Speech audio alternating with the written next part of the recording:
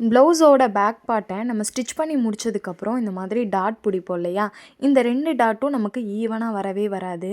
இந்த மாதிரி ஈவனாக வரதுக்கு ஃபஸ்ட்டு ஒரு டாட் பிடிச்சதுக்கப்புறம் 2வது டாட்காக இந்த மாதிரி கிளாத்தை வந்து சமமாக ஃபோல்டு பண்ணிக்கோங்க. இப்போ ஃபோல்டு பண்ணதுக்கப்புறம் அந்த கிளாத்தை அப்படியே ஆப்போசிட்டில் கொஞ்சம் கொஞ்சமாக எடுத்துகிட்டு வந்துட்டு ஃபஸ்ட்டு நம்ம பிடிச்ச டாட்டு எந்த இடத்துல முடியுதுன்னு பார்த்துக்கோங்க. இப்போ எந்த இடத்துல முடியுதோ அந்த இடத்த வந்து இந்த மாதிரி மார்க் பண்ணி விட்டுக்கோங்க.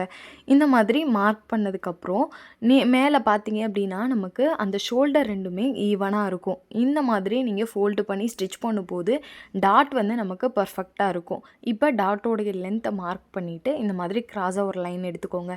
இப்போ இந்த லைன் மேலே தான் நம்ம நல்லா கிராஸாக ஸ்டிச் பண்ணணும். எண்டில் வரும்போது நல்லா ஃபுல் கிராஸ் கொடுத்து ஃபினிஷ் பண்ணிக்கோங்க. இப்போ ப்ளவுஸை நீங்கள் வந்து இந்த மாதிரி ஃபோல்டிங் பண்ணி பார்த்தீங்க அப்படின்னா நமக்கு வந்து அந்த டாட் பிடிச்சது வந்து எப்படி ஈவனாக இருக்கான்னு ஒரு டைம் செக் பண்ணிக்கலாம். இந்த மாதிரி செக் பண்ணும்போது அந்த டாட் 2ம் நமக்கு ஈவனாக இருக்கும் இந்த மெத்தடில் நீங்கள் ஸ்டிச் பண்ணும்போது. இந்த டிப்ஸ் உங்களுக்கு பிடிச்சிருந்தா ட்ரை பண்ணி பாருங்கள்.